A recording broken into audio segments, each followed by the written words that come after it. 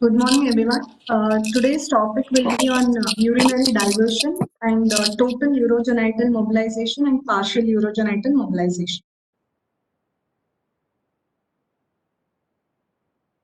Urinary diversion is a diversion of urinary pathway from its natural path. It can be of various types, be it temporary or permanent, external or internal, continent or incontinent. Depending upon the indications, it can be definitive or palliative, or it can also be classified as orthotopic and heterotopic urinary diversion, each of which I'll be dealing in detail later. The first ever attempted urinary diversion was by Simon in 1852, followed by Coffey, who introduced ureterosigmoidostomy in 1911, followed by Bricker, who established ileal conduit as first choice in the year 1950, and Cami and Leduc reported their pioneer orthotopic neobladder in the year 1979. Leduc also introduced a type of ureteric intestinal reimplantation, and Koch and Associates reintroduced continent cutaneous diversion in the year 1982. So the evolution of urinary diversion, we see it is now mostly the orthotopic urinary diversion, but that is most commonly seen in adult urinary diversion, while in pediatric age group we still follow heterotopic diversion or the continent cutaneous diversion. What is an ideal urinary diversion? It is considered to be ideal when it undisturbs the body image, has a natural micturition route, it is continent, and it is a low pressure system, which also causes anti-reflexing mechanism, hence it is safe for the upper urinary tract. The principles of urinary diversion is a reservoir which is created to store urine should be of large capacity, minimum of 300 to 400 ml, with a low pressure system to avoid reflexing back into the upper urinary tract, a conduit through which urine is conducted to the surface, a continent mechanism, and an anti-reflex mechanism. So these are the four principles of urinary diversion which we'll be following for every urinary diversion procedure. Coming to classification of diversion, it is divided into orthotopic and heterotopic. Orthotopic, there are various types, the most common being the Studer neobladder, Hotman neobladder, and Mainz neobladder, and others are ileal neobladder and Cami2 neobladders. The most common and important part is the heterotopic urinary diversion, which we most commonly follow. It is again divided into non-continent, continent, and diversion to GIT. So the non-continent types are either the ileal or the colonic conduit or the cutaneous ureterostomy. And the continent ones is again the cutaneous continent urinary diversion, or else the continent can also be divided into diversion to the GIT, where it is ureterosigmoidostomy, one of the oldest urinary diversion, and the other one is into the rectal bladder. Now coming to temporary diversion in case of heterotopic, it is the temporary diversion used most commonly are the nephrostomy or the pylostomy, ureterostomy, suprapubic cystostomy, or the vesicostomy. I'm not going to go in detail about the nephrostomy, pylostomy, or the ureterostomy. We'll be dealing most commonly the heterotopic urinary diversion, that is the permanent diversion. Just a word about nephrostomy. It is most commonly done under local or general anesthesia under the ultrasound or fluoroscopic guidance. Ureterostomy is done to decompress an obstructed or an infected upper pole, or when there is posterior urethral valves whose renal function fails to improve after maximal bladder drainage, or when there is a suspicion of uretrovesical junction obstruction. There are various types of ureterostomies, that is both the ureters are brought to the skin level, that is bilateral ureterostomy, or the transuretroureterostomy, where one of the ureters is anastomosed to the other and the common one is brought out to the as stoma.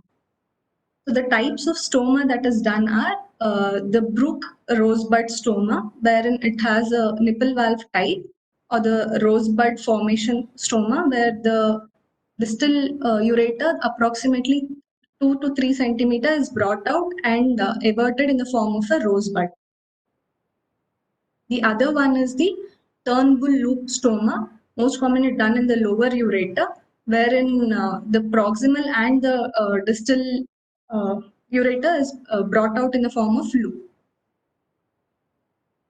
Coming to vesicostomy, which is most commonly done in the pediatric age group, it is most common form of incontinent urinary diversion in neonates and young children. Several studies have confirmed the effectiveness of vesicostomy with regards to either reduction in the upper tract dilatation or improvement in renal function. And reflux has been reported to improve significantly enough to decrease need for ureteral tapering during reimplantation stage.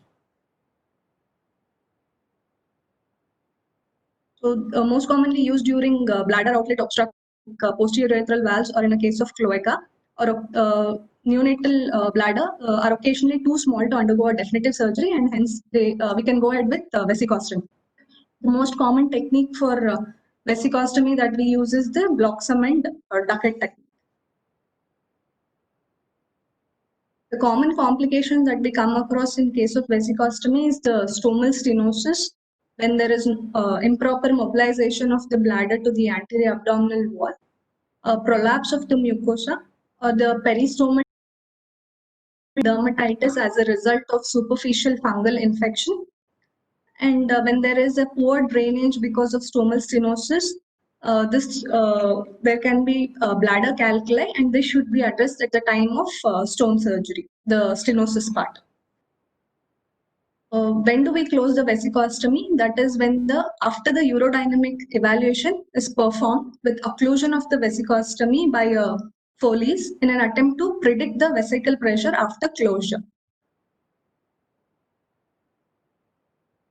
This was regarding temporary diversion. Now coming for permanent diversion, the most common indication is the neurogenic bladder dysfunction due to congenital or acquired disorders in case of neural tube defect and spinal cord injury. The indications for use of bowel segments in pediatric and adolescent urology for bladder augmentation, substitution, or continent urinary diversion has markedly been decreased because of the establishment of early conservative therapy or intermittent clean catheterization and pharmacotherapy. So other conditions apart from neurogenic bladder are severe idiopathic breakthroughs or overactivity, bladder extrophy, incontinent epispadias, and then there are syndromes associated with bladder agenesis. Apart from these, the rare indications are post-radiation bladder contraction, incurable vesicovaginal fistula, severe hemorrhagic cystitis, or as a palliative diversion in case of irremovable obstruction in bladder and distal to bladder, after radical cystectomy in case of muscle invasive bladder tumors. These rare indications are mostly seen in adolescent or adult age group rather than pediatric age group. Prior to any permanent urinary diversion, one should have a pre-procedure counseling, and the type of the procedure is being selection based on the clinical factors of the individual, and it is to be informed in detail the procedure and the complications and the honest discussion between the parents and the physician. Long and short-term risks and benefits are to be explained, and the possibility of change or requirement of another diversion method to be explained prior, and also to involve a stoma therapist. In case of a permanent urinary diversion, it can be again divided into non-continent and continent urinary diversion. The non-continent urinary diversion are like the ileal conduit or the colonic conduit, or a ileovesicostomy itself. In case of an ileal conduit, this is the most commonly used gastrointestinal segment for conduits, owing to the abundant blood supply and also the long mesentery and ease of use. This is used in case of a dysfunctional bladder when there is poor compliance with the upper tract deterioration. Also, there is inadequate storage with total urinary incontinence and after a cystectomy. But the ileal segment can't be used in case of a short bowel syndrome or an inflammatory small bowel disease or when there was previous pelvic irradiation. Generally, an ileal conduit is selected as a 10 to 12 centimeter ileal segment as shown in the picture. That is 10 to 20 centimeter proximal to the ileocecal valve. The ICE valve is not disturbed. And this segment should be not too long, avoid kinking, and the continuity of the small bowel is re-established. And this bowel segment is used because it has a long mesentery and there is ease of mobilization, and it can come up to the pelvis as well. Here in this, the ileal segment which is chosen is isoperistaltic in fashion, and the isolated segment is the ureters are anastomosed to the ileal segment which is isolated, and this is brought out as a stoma.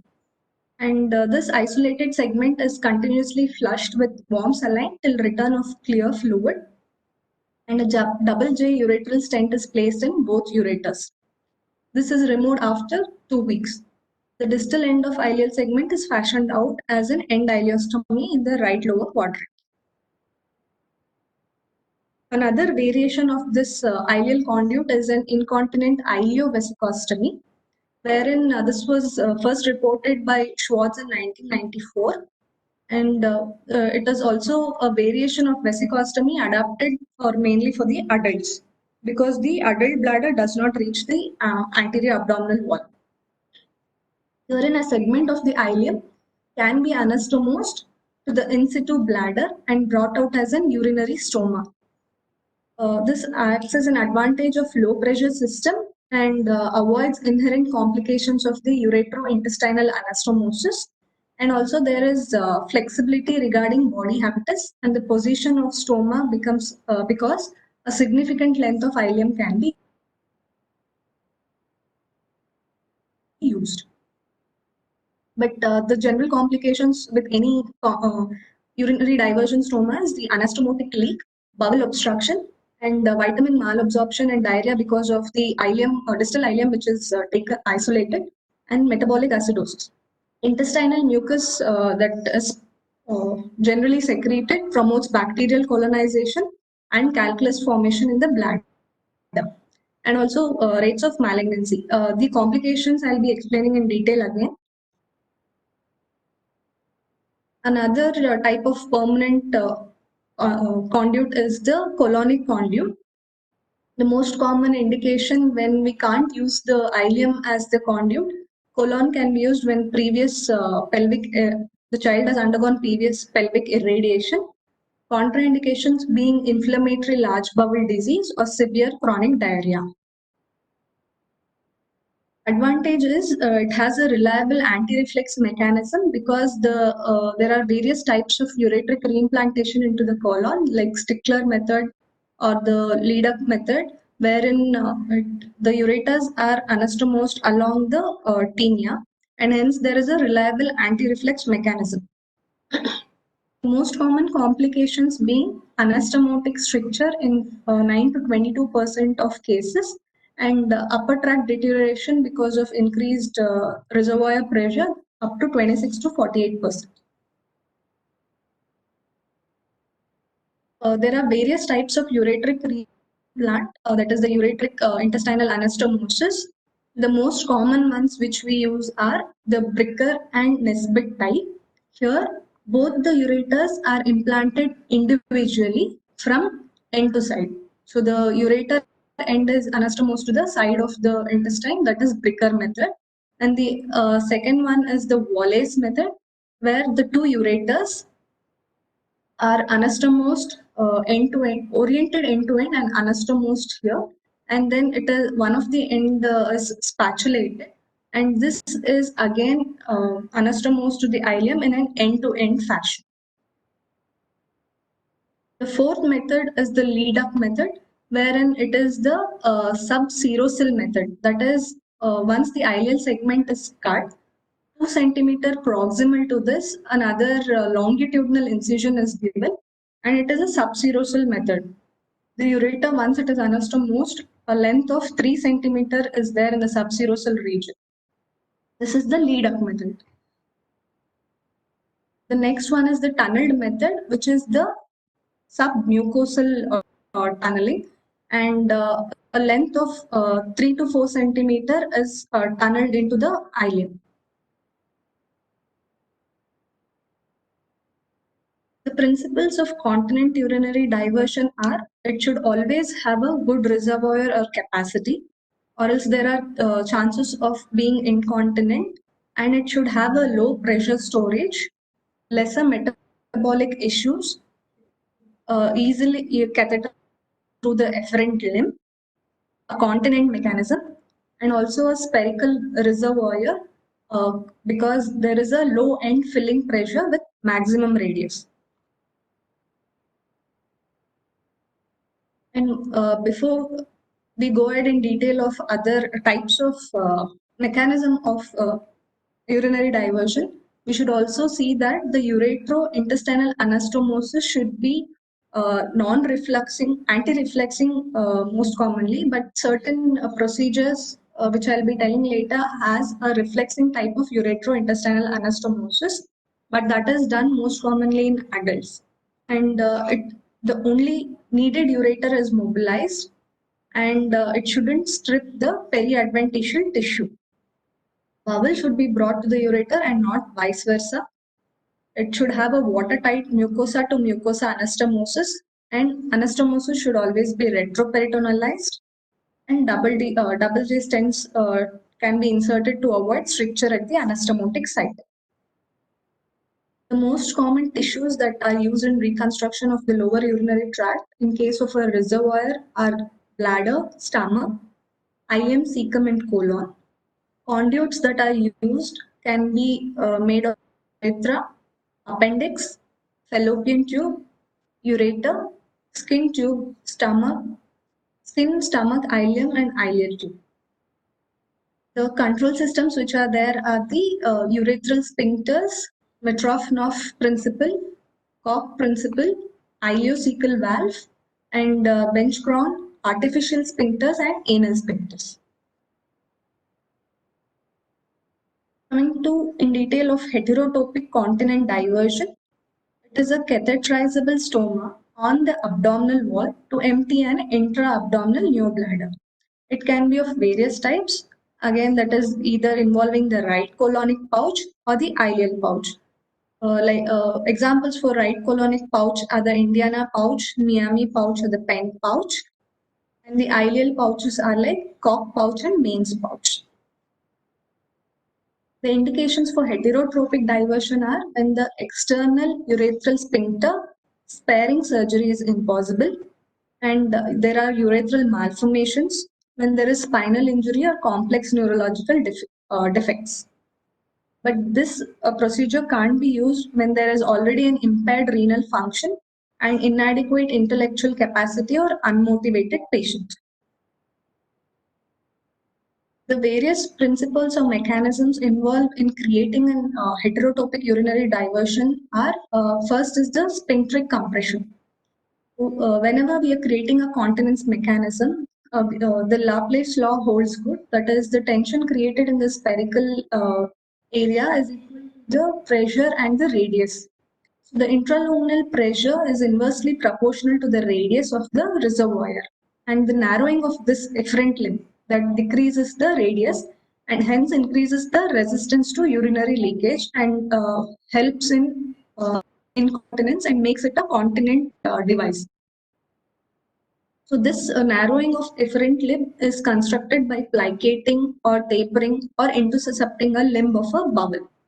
The common example for a continent sphincteric compression mechanism is the Indiana pouch.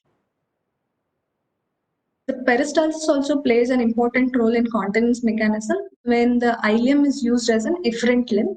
Preceding peristalsis of ileum to that of the colon serves as a counteractive force to overcome leakage. because the ideal contraction is with higher contraction pressure. The common example is the mains pouch. And there are various methods for detubularization and reconfiguration. This is done to increase the geometric capacity of the reservoir, maximizing the volume achievable for a given surface of the intestine. This is also done to decrease the storage pressure and improving overall compliance.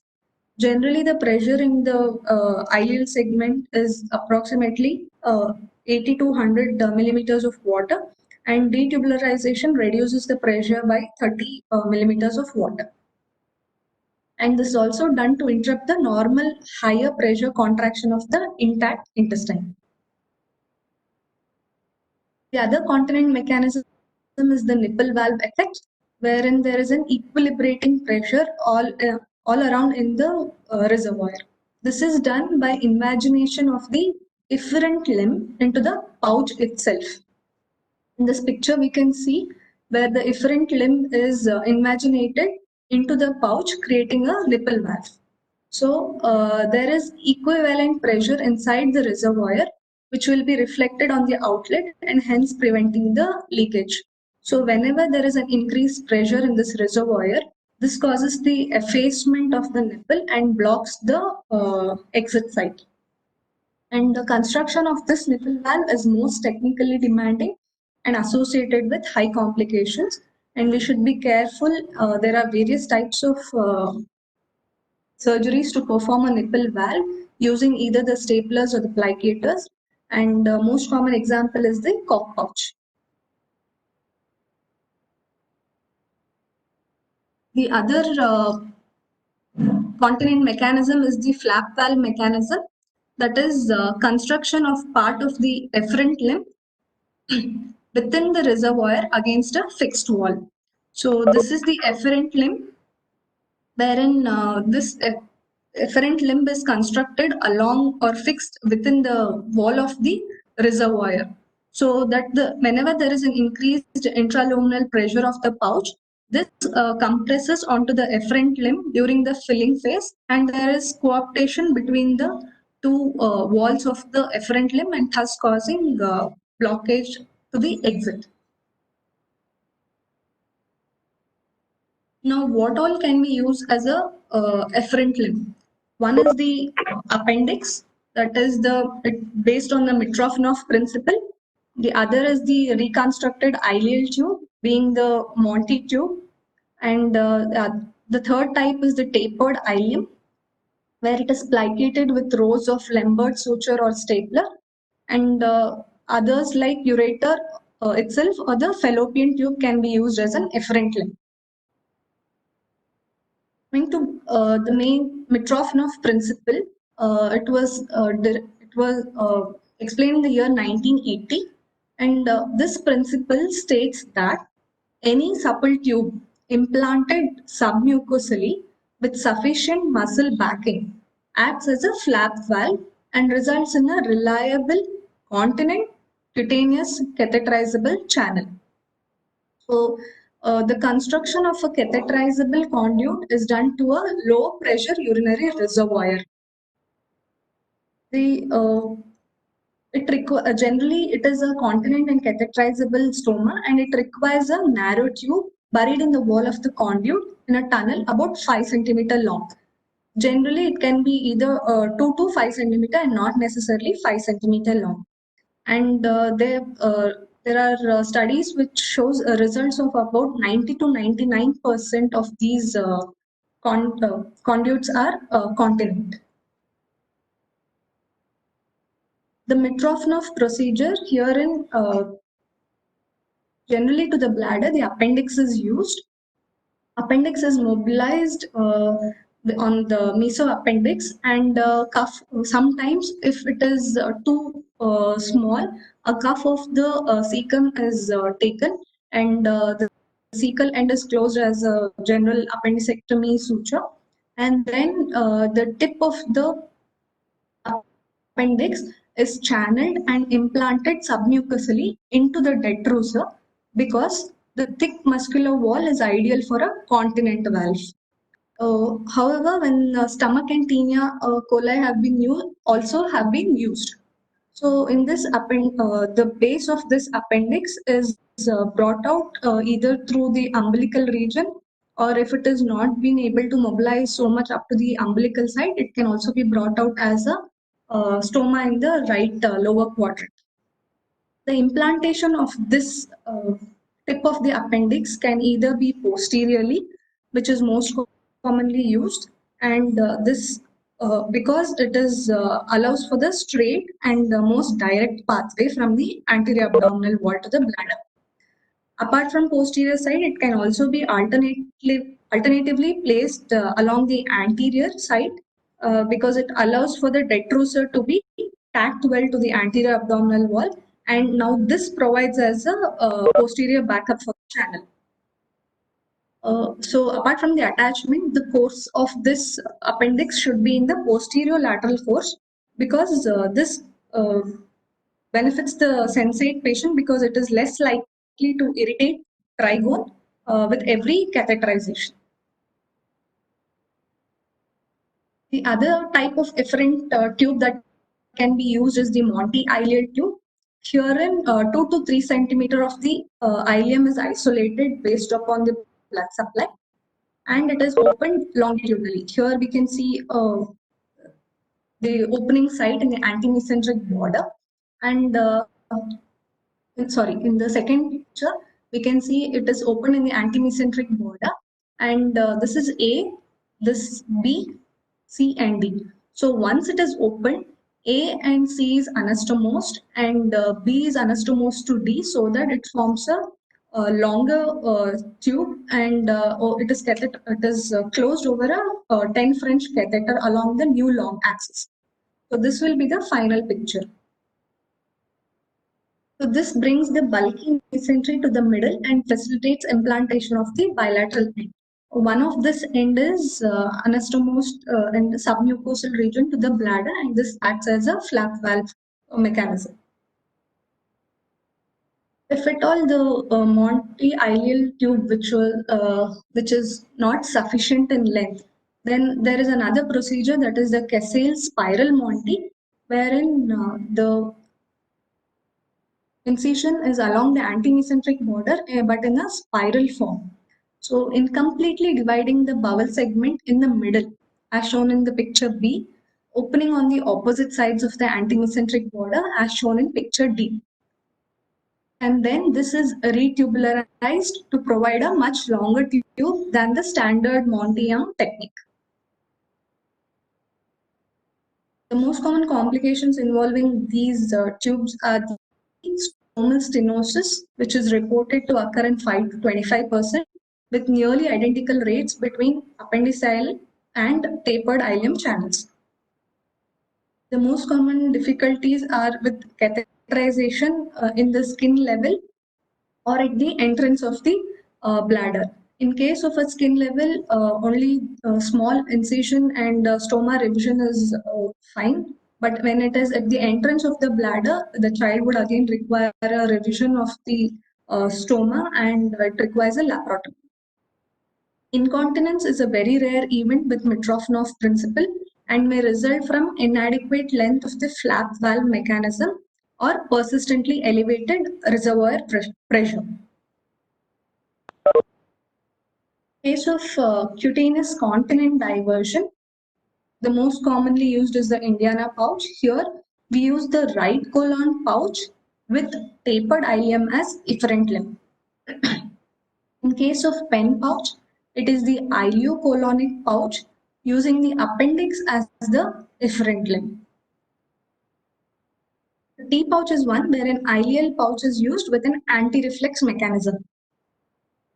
And a mains pouch is an ileocecal pouch with intussuscepted ileal segment as efferent limb. In case of an Indiana pouch, it takes an advantage of the ileocecal valve as a continence mechanism, and this cecum is used as a reservoir, with the ureters is implanted in a non-reflexing manner into the tinea. The distal ileum is narrowed and plicated into the ileocecal valve. So here we can see 20 centimeter of the ascending colon is used, and the ureters are implanted into this colon in an anti-reflexing manner, and the distal 10 to 15 to 20 centimeter of the ileum after tapering either using staplers or imbrication is used as an efferent limb. The IC valve acts as the non-reflexing continent mechanism. In case of an Indiana pouch, the continence has been reported in 95 to 99%, in part owing to the large capacity and compliance of the reservoir, but it is limited in children because of late development of diarrhea and vitamin B12 malabsorption. Coming to Main's pouch, the full form of mains is it is a mixed augmentation of ileum and cecum. So here, 10 centimeter of the cecum and the ascending colon is used, and the approximately 45 centimeter of the ileum is mobilized, of which two ileal loops, that is 10 to 15 consecutive segments, are used for making a pouch. So the ascending colon and the cecum are open, and the consecutive two ileal segments are open, and these two are anastomosed to form a pouch as shown in second picture. And then the ileal segment, the further ileal segment of 20 to 25 centimeter is invaginated through this previous ileal segment to form a nipple valve effect as or an intussusception form. So these are stapled at 12 o'clock and 6 o'clock position after an intussusception is formed. Now coming to the fourth picture, that is here, once the intussusception is formed between the ileal segment, this is pushed inside the ileocecal valve, and again it is stapled at 12 o'clock position. And segment is stapled at the 6 o'clock position. So here there are four staples that are being used to create the intussusception segment, and the third and fourth to fix this intussusception segment to the pouch or the reservoir. And the ureters are anastomosed in an anti-reflexing mechanism to the cecum, and this is closed to form a further pouch, and the two DJ stents are brought out through the ileal conduit.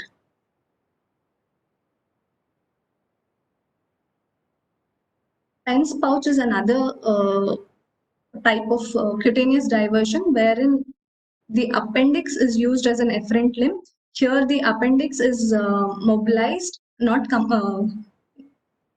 completely, but multiple windows are made in the mesoappendix, and this is back tunneled as shown in second picture into the subserosal segment of the cecum, and then this is used as an efferent limb for continence. Coming to ureterosigmoidostomy, it was the original continent diversion that was first ever described, and although still used, it has fallen out of favor because of its high risk of electrolyte imbalance and malignancy rates. Herein, there is no collection apparatus that is required. The incision is made along the sigmoid, and a U pouch is created, and a reservoir is made, and the ureters are anastomosed in an anti-reflexing mechanism, and double DG stents are brought out through the parectal region after inserting a Foley's into the rectal ampulla. This catheter is removed at third day, but there are because of the major complications like hyperchloremic acidosis or malignancy or injury to the upper urinary tracts, there have been many variants of the ureterosigmoidostomy. One of the most common is the Main's 2 pouch.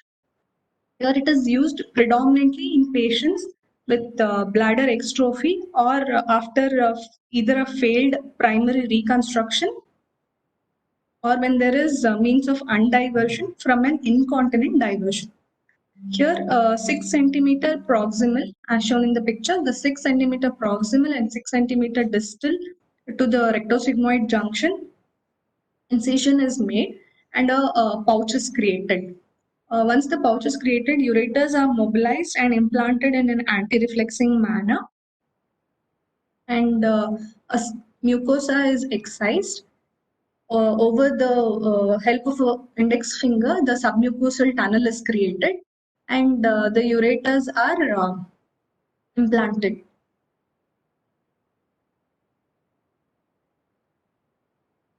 And these double DJ stents are brought out into the Foley's catheter through the rectal ampulla. If one of the ureters are dilated or both the ureters are dilated, as shown in the last picture, we can go with the subserosal tunneling rather than a submucosal tunneling. This rectosigmoid reservoir, rather than just the sigmoid reservoir, creates a lower pressure to protect the upper tracts.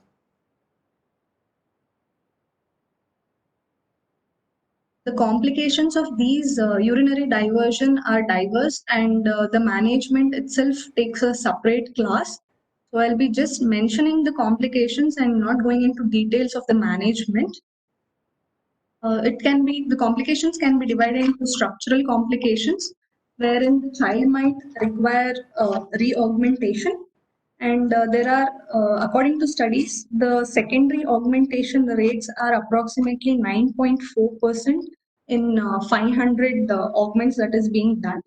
And the most common cause of this secondary augment was because of the persistent high intravesical pressures from bowel contractility. That's why it's preferred to detubularize the bowel and just take the isolated bowel segment because of the high pressures and increased contractility. The hallmark sign of this increased intravesical pressure is incontinence and also hydronephrosis in subsequent ultrasound scans. And this increased pressure or incontinence is usually seen after 5 to 7 years of augmentation. And it is also noted that it is least common in ileum. The other complications are perforation and bowel obstruction because of increased bowel mobilization causing adhesions, or it can be also stricture at the ureterocolonic anastomosis. The other major complication is the malignancy, where adenocarcinoma is the most common and the first recognized in case of ureterosigmoidostomy, and it is usually seen at the ureterointestinal junction. They have also said that in various studies, the incidence of adenocarcinoma is 7,000-fold higher than the general population. And it has been reported as low as 3 years after augmentation, or also a latency period of 20 to 25 years. Annual cystoscopies are hence being Annual cystoscopies are hence being asked to start at the age of 3 years, or sometimes also can be waited up to 10 years after augmentation. While the malignancy rates is high in ureterosigmoidostomy, there have been noted carcinoma cases in case of ileal conduits also, but it is not adenocarcinoma. The most common being transitional squamous carcinoma or carcinoid and anaplastic. Apart from the structural complications, also because of excessive use of the ileal segment, there can be bowel dysfunction because loss of the intestinal segments and hence vitamin deficiency. So the child should always be monitored for vitamins, and also it can cause steatorrhea because of increased bile salts without absorption in the ileal segment, and hence the child is usually started on cholestyramine. And because of increased mucus secretions, the patient can also present with bladder calculi or urinary tract infection. This was a study in 2011 where they assessed the tumor growth in urinary diversion, a multicentric analysis. And in case of 17,758 urinary diversion, the tumor risk in ureterosigmoidostomy was 2.58%, and in case of cystoplasty, 1.58% compared to other urinary diversion. In case of ileal pouches, it was hardly of 0.14%, and in case of ileal conduits, it was as minimal as 0.02%. Coming to the major complication of this urinary diversion is the metabolic complications. I'll be just mentioning the complications. Management is not dealt in detail. The most common are malabsorption. This is because of reduction in the bile salt and fat absorption, causing diarrhea and steatorrhea, mainly because of the mucosal irritation of the bile salts. And this is as well managed with either low pyramide or high fiber diet or cholesterol. And acid-base balance, electrolyte abnormalities, mainly hypochloremic, hypokalemic, and hypocalcemia. And there is also metabolic acidosis, because we should always know that there is a water transport that occurs across the epithelium, which normally flows its osmotic gradient and is dependent on the permeability of the intercellular junctions that is always there in every GIT. And with progression of gut from stomach to the ileum, the leaky junctions that are there, it becomes less leaky. So the stomach should have the most leaky junctions, least being the colon. But in case of a stomach, there is a bidirectional flow and hence cancel each other. So we don't see much of this metabolic acidosis when stomach is used. But when it is jejunum that is used, it is very leaky and hence the increased metabolic complication. And the colon is being the most efficient segment because of the tight junctions and hence reduces extent of the water loss. And also there is renal and hepatic dysfunction, formation of calculi. The renal and hepatic dysfunction is because of mainly the urine comes in contact with the bubble wall and hence the ammonium, hydrogen and chloride are also absorbed, which further increases the chronic acid load. These urinary diversion children are should be followed up properly because of the complications as mentioned prior. Mainly the stoma care and the clean intermittent catheterization care should be properly explained, and the regular washes of the stoma the reservoir to be done to avoid the formation of bladder bulki or increased metabolic abnormalities. The lifelong regular follow-up is definitely required. And The meeting might end anytime soon. If it ends, we shall rejoin through the same ID. with every follow-up, the child has to undergo monitoring of the electrolytes of vitamin B12 and also urine analysis for urine electrolytes as well as cancer cells to be examined. Ultrasound is done to note the upper tract dilatation or the reservoir capacity, and also the MAC3 clearance to note the renal function or the renal function deterioration post surgery, and colonoscopy. Because of the incidence of malignancy rates in the continent diversion, colonoscopy is advised 10 years after diversion procedure. A few words on the orthotopic continent diversion.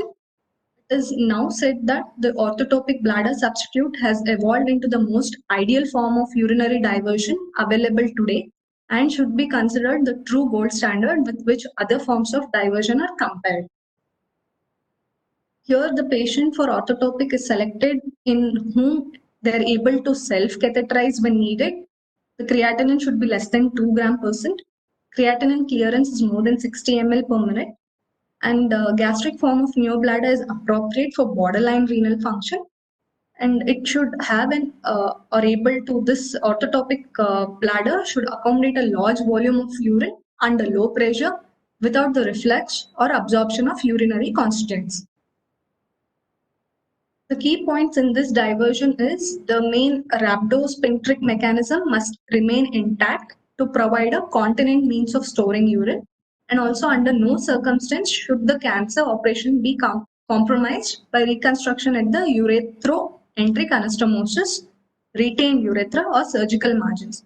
So this procedure is mainly now done in adults, and it can be extrapolated to pediatric age group if at all required, wherein there is bladder cancer. And this there is a failure to empty or urinary the complication. Some of the complications in case of orthotopic transplant orthotopic urinary diversion are failure to empty or urinary retention has been reported in up to 4 to 25% of the patients undergoing orthotopic reconstruction, and it is more commonly seen in females. The nocturnal incontinence is observed in approximately 28% of the patients undergoing orthotopic diversion. It is said that whenever the patient undergoes an orthotopic diversion, the patient is asked to empty the bladder using the Valsalva manual because it increases the pressure, intra-abdominal pressure, the bladder pressure, and also the pelvic, renal pelvic pressure simultaneously, and hence the voiding. There are various types of neobladder reconstruction in case of an orthotopic diversion, but the most common one which is being followed worldwide is the Studer ideal neobladder. Herein, 40 to 50 centimeter of the IM, 15 centimeter proximal to the IC junction is isolated. And this is, there are 4 bubble loops that are anastomosed to each other in a form of a spherical shape, as we can see in this picture. So one of the afferent limb, this afferent limb should be at least 10 to 15 centimeter in length, and both the ureters are anastomosed to this afferent limb, and this spherical shape, the bladder which is formed by the ileal segments are anastomosed to the urethra as shown in this picture.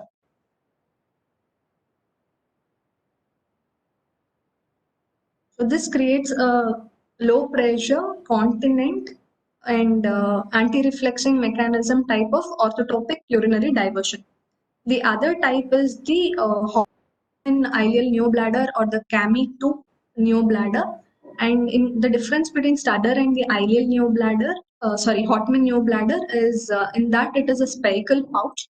But in case of an Hoffman ileal bladder, it is a W-shaped pouch where 2 afferent limbs are present, and the each right and left ureter goes into separately into 2 afferent limbs, and one of the pouch is anastomosed to the urethra. This was regarding urinary diversion. Are there any questions? I think you have presented well. The only thing I say is that the LUDAC, it's not exactly subsural reimplantation of ureter. You just open the mucosa from the intraluminally, and you get the ureter and fix to the mucosa, and the spatulated ureter end into the one of the mucosa with muzzle. And you don't try to cover the mucosa over the ureter because we expect the mucosa to automatically grow over the ureter and form a tunnel. That's one thing. In our experience, like say, most of our things were from augmentations. I don't think we have only 2, 3 situations. My personally have done neobladders, and we have used that the serocell troughs, not reimplant, because neobladder I used the ileum neobladder. In that we have to use a serocell trough for a reimplantation of the ureter. And then regarding that, you told about Vesico conduit using the ileal loop from the bladder, no? So ileal vesicostomy. Yes, sir. So that one, I think the Martin Keffer, when he came to us for the extropy workshop, he demonstrated one. I think that's a very good technique for patients who are not committed for lifelong CAC, and we are willing for say using the appliance collecting device. If they are willing to do that, it will be a good case. And we have one patient who is coming for follow up with that. So that's what I think. Yes, sir. So, before going to the TUM or the urethral mobilization, urogenital mobilization, this is a urogenital, not urethral. Sorry. Okay. Yes, sir. So we can take questions from others and input from Ramsan sir, Ramesh sir, and others.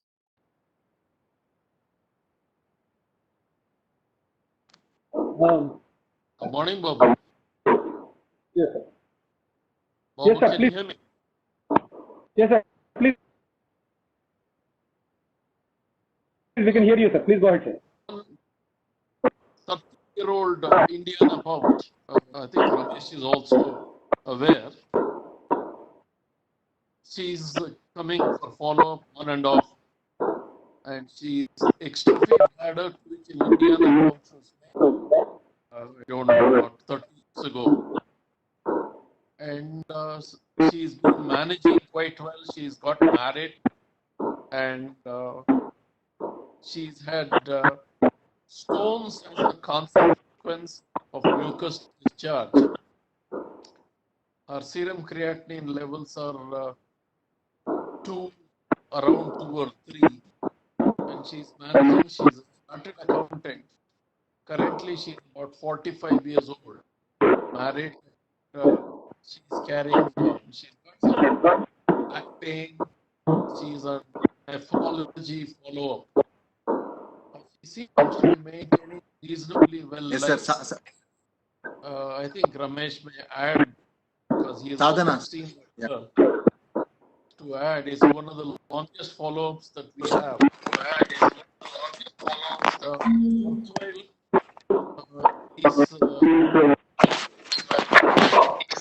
Can be utilized and patients. Sir, your voice audio is. Ramesh can add to the this because he is also. He will give you an update on that girl. Yes, the case that you're talking about is. Yes, sir. Sadhana, I also met 2 times. Yeah. She's been in regular touch with me. She has a lot of other issues. I think I've raised these points many times earlier about the long-term consequences, because she is on CAC. She has problems of stones which she gets cleared. She also had a lot of dyspareunia, had dysmenorrhea, lots of other issues. But anyway, in fact, that is the one which basically highlighted the importance of spreading knowledge to the other professionals about CAC. Raju Vidya also may be knowing this, because she is married to a person from Nagpur, and even a gynecologist was not clear whether this is contagious or not, okay, or whether it is okay for a lady to have. But things as that may be, but otherwise what you have spoken is brilliant, and Vandana, your coverage has been extremely good, very good. In fact, I never realized it's such a big. It was in 2 classes, but we finished in 1. Done very well. Ramchandra sir. Thank you, sir. Ram? No, I don't have anything to add. Yeah. Just a word of caution for the exam going PGs. Don't be overwhelmed by the number of things that has been mentioned. She has to mention because it has to be comprehensive. But as far as exams are concerned, please remember to just go through the PowerPoint presentation again. Vandana will be happy to share with you. Go through the headings, and you don't need to know the technical nuances for the exams, but definitely it is worthwhile to know the technical nuances for your practice. But doesn't matter, because whenever you're going to do a case, you're going to read about it again. So as far as the exam goings are concerned, just go through the headings, remember the keywords, just remember the important principles. You don't need to do know everything that is told. All right. So don't get paralyzed by that. Vandana? Yes, sir. Yes, sir. Yeah, please carry on, because there are lots of confusion about total urogenital mobilization itself. So please go ahead. Sorry for the spelling mistake. It is total urogenital mobilization and partial urogenital mobilization. It was in the year 1997 where Alberto Pina, who was the first one who proposed a maneuver called the total urogenital mobilization. He first introduced it for a condition called cloaca. But now it is again extrapolated to other conditions like urogenital sinus or disorder of sexual differentiation, female extrophy, and penile agenesis.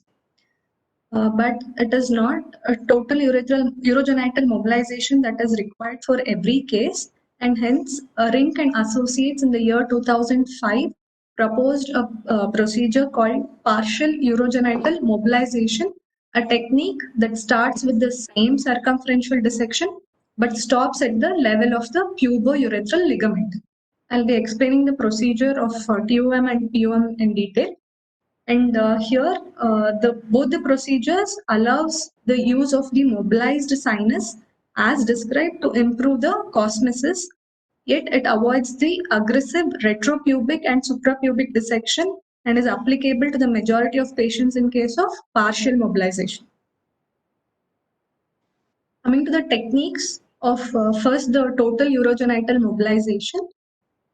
Initially, the patient is positioned in the supine lithotomy position, and the cystoscopy or an endoscopy is done through the urogenital sinus, and we have to note whether there is the confluence of the urogenital sinus, that is the vagina and the urethra, where they are confluencing from the opening of the urogenital sinus.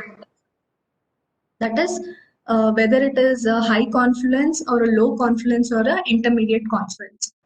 It is also said that if it is more than 3 centimeter, it is a high confluence, or if it is less than 3, it is a low confluence, as shown in the picture 2 and 1 respectively. And once the endoscopy is done and the length of the urogenital sinus is noted, the bladder and the vagina are catheterized individually.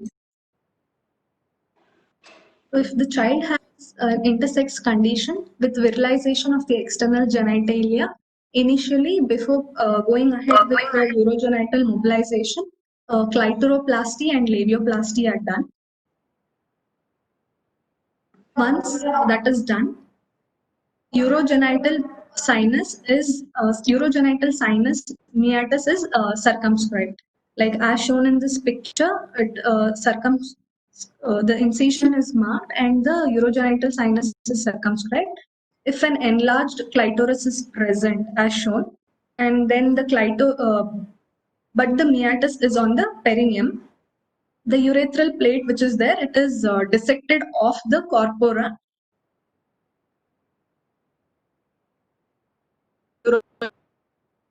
Urogenital sinus. So here this urogenital sinus is dissected off the urethral plate and mobilized in continuity.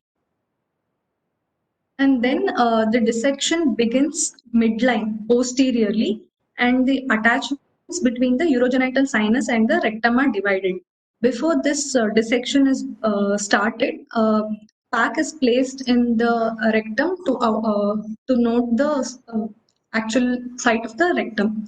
And hence this will make it easy for us to dissect between the urogenital sinus and rectum. So this is the posterior dissection that is done. And then the peritoneum is swept superiorly. Here posteriorly itself, the peritoneum is swept superiorly, and the sinus is mobilized from phallus to pubis circumferentially.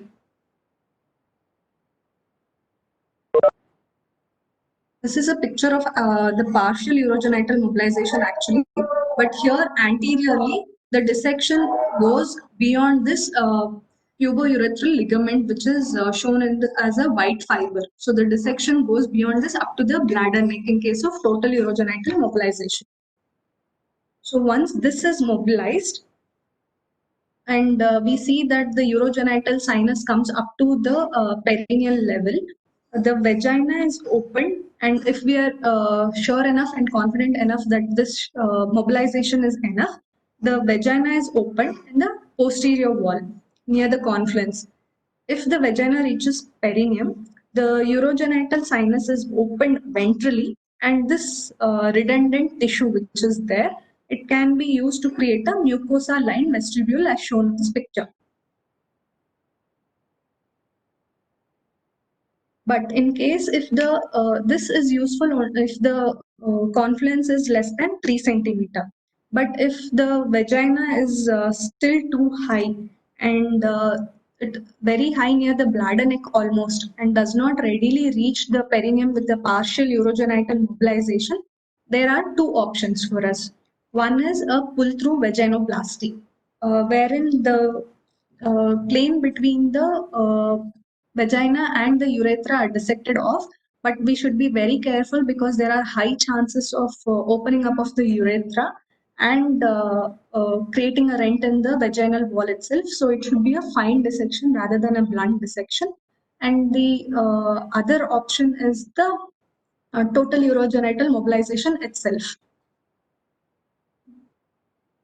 So in case of high confluence, the patient can be turned prone and the anterior wall is separated from the urinary tract as previously explained, that is the pull-through vaginoplasty. And then the opening in sinus is closed to create a urethra. And this excess mobilized sinus, which is always there, should not be discarded. This can be used by dividing either dorsally or laterally and create a vaginal wall. So in this picture, it is divided dorsally and then it is brought down and anastomosed to the vaginal wall in the form of a Pessarini flap, and the vaginal wall is created. So following this procedure, the labioplasty is done and the primrose drain is placed in the vagina and Foley is kept in the urethra. These vaginal drain can be removed after 5 days and the Foley is to be removed after 1 week.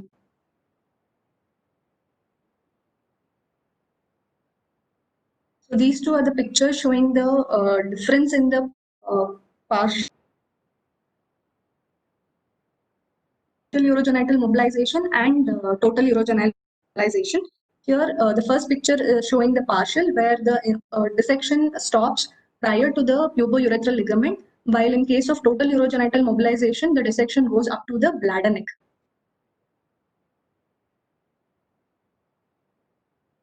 The most significant preventable pitfall is inadequate opening of the narrow distal vagina, which results in the apparent stenosis. So it must be opened posteriorly in the midline until the normal caliber vagina is located. Initially, it was the TUM that had achieved great popularity, and reports to date reveal excellent cosmosis and no problems with continence. But the long-term results are still unavailable. Only the studies show follow-up rates of maximum up to 3 years. Long-term follow-up results are still not there. But many studies showed that TUM had a potential risk for sphincteric musculature or nerve injury, and hence they came with partial urogenital mobilization. That would be enough for most of the conditions when there is isolated urogenital sinus, or even in case of CAH children. There had always been a concern for resultant stress incontinence or foreshortening of vagina in case of TUM. So, the results of both total and partial mobilization are very early in various studies, and these procedures are technically easier and the cosmetic results are superior. But the results of the functional results are still not known. So this is a study by Blake and his associates published in the year 2012 in Journal of Urology. They conducted a study on total and partial urogenital mobilization and mainly focused on urinary continence and not the functional results.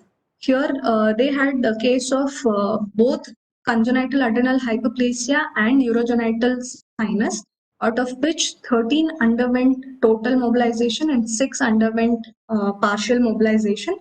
And the median year follow-up was 5.8 years. So the number of continent rates were 11, that is, it accounted up to 91% of continence rates in total mobilization, while all 4 patients who underwent partial mobilization, 2 of were not under follow-up, all 4 were continent. So there are other studies similarly conducted for congenital adrenal hyperplasia and isolated urogenital sinus, where the continence rates have been almost up to 100%, varying from 85 to 100 as well. There are few, if any, data to support claim of 1.5 to 2 centimeter urethral length necessary for the urinary continence. These facts illuminate how few data are available to support previous claims of worse continence outcomes, and also the study inability to predict who is at risk for incontinence after vaginoplasty by either the total mobilization or partial mobilization. Another study here in the surgical management in case of cloacal malformations was reviewed in 339 patients. It was conducted by Pina and Mark Levitt in the year 2004 and published in Journal of Pediatric Surgery. Vaginal reconstruction, various procedures were done in 339 patients, out of which vaginal pull-through was done in case of 196 patients. And urinary continence and total urogenital mobilization, urinary continence in case of total urogenital mobilization patients only was considered in one of the part of the study. And it showed that in case of cloaca patients, the continence rate is as low as 58%, but when compared to other studies for CAH and UGS, it's as high as even 100%. The key points to remember in case of total mobilization is it is a technique applicable to both urogenital sinus and cloacal anomalies. The entire sinus is dissected circumferentially to above the pubis to allow the confluence to move inferiorly to the perineum.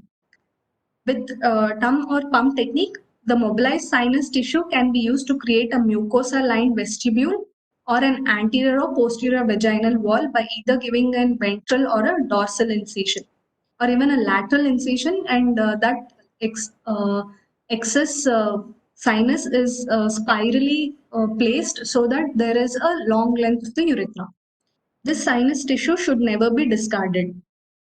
In case of a partial urogenital mobilization, it is a circumferentially mobilized sinus to the level of the pubourethral ligament, but does not extend above this level. Thank you. Very good presentation with good illustrations and operative steps. Thank you. And I think in Pina's original article, you described three. One is that less than 3 centimeter, between 3 to 5 centimeter, and more than 5 centimeters. More than 5 centimeters, he recommended bowel interposition vaginoplasty itself directly, and I think other results are fine. As you told, like say in the CAH patients, the results are very good, because even though the UGS looks long, because the meatus is already very well virilized and urethra is closed, the length of the urethra outside the actual proper the muscle complex is more. So the UGS length is more outside than inside. So that's a more important thing. And some of the articles they're quoting about the level of confluence from the bladder neck is more important than the level of confluence from the urethral or the UGS meatus. Because if you have the good length of urethra, most of them can come with the PUM only. That's the other way. And there are some classification systems where they do a MRI and look at the confluence level in relation to the pubic symphysis. If the confluence is at the lower part of the pubic symphysis, they call it as a low confluence. The confluence is at the level of the midpoint of the symphysis pubis is the mid confluence, and the confluence is above the symphysis pubis is called high confluence. So in high confluence, around 2/3 of the patients have urinary incontinence in the form of either stress incontinence or truly incontinent, and also they have neurogenic bladders also. So I think I'll ask Ramchandra sir and Ramesh sir and Srimati sir to have their opinion on this. Sir. I'll just make a brief comment, Babu, if I can. Sir. Just that, I think it is good for the candidates to learn about it and present it in the exam and for the discussion in Viva or in operative surgery or in case discussion. But in personal practice, I don't think TUM and PUM may be slightly maybe having a role, but TUM has no role at all. If you ask me, honestly, TUM is a fraud operation. If you ask me, I will tell you outright. It's a total fraud perpetrated by the Pina group. I think the results are so devastating all over the world If you ask Dr. Sudipta, he will make you sit and talk to you for about half an hour about the problems he has faced with TUM.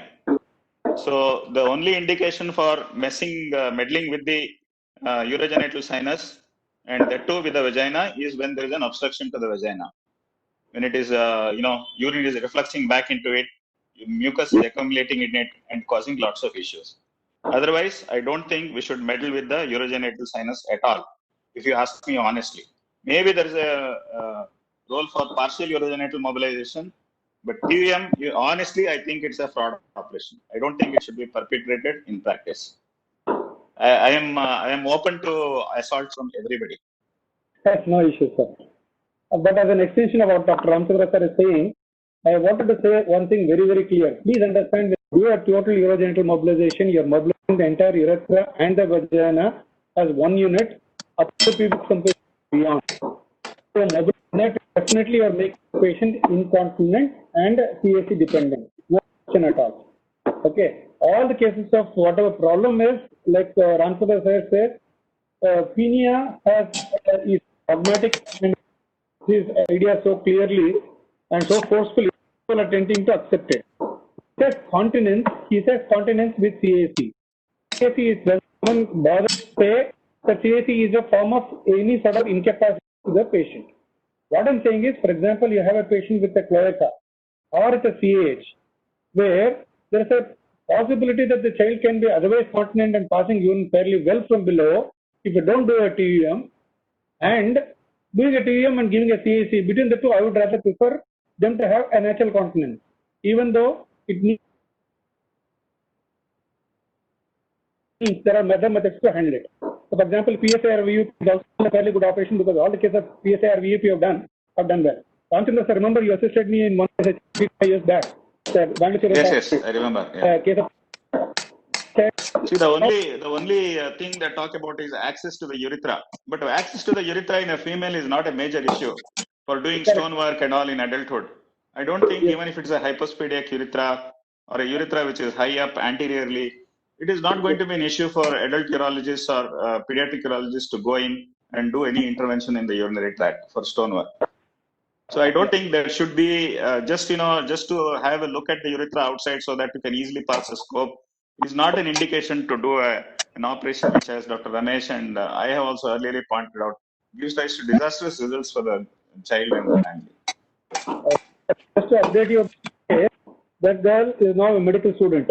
I think she must have finished her MBBS now. And just before, and she's fully confined, urinary motion, everything.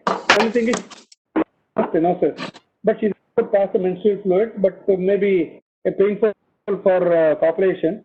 So I spoke to her, I offered her very clearly that about vaginal stenosis, and but she was very clear. She said, sir, that I'm not worried about that. Now I would like to be finishing my career. And as you rightly said, the urethra is a little anteposed and little on the undersurface, but she's still managing very well and she refuses anything more. The point we are trying to tell is, if you're offering it, make them prepared to CAC forever. They get osmosis, but they get CAC as a bonus. If that is all right, it's fine. But anyway, what are the other comments, questions? Yes, Jagu, Narendra. Sir, nothing. I completely agree with Ramchandra sir what he told. So even our institute also, I don't think we have done a TUM anytime. Most of our PUMs, like say so-called PUMs, are done for a CH, and fortunately most of them are low confluence. Very rarely we see actually CH is a high confluence. And sometimes we accept like say 0.5 to 1 centimeter of common channel against the continence. We don't do too much of mobilization. But for a cloaca, even in PINA series also, 70% of them are incontinent in cloaca. In that 400 series, 419 cases he presented, 70% of them had definite incontinence and significant stress incontinence also was noted in cloaca group.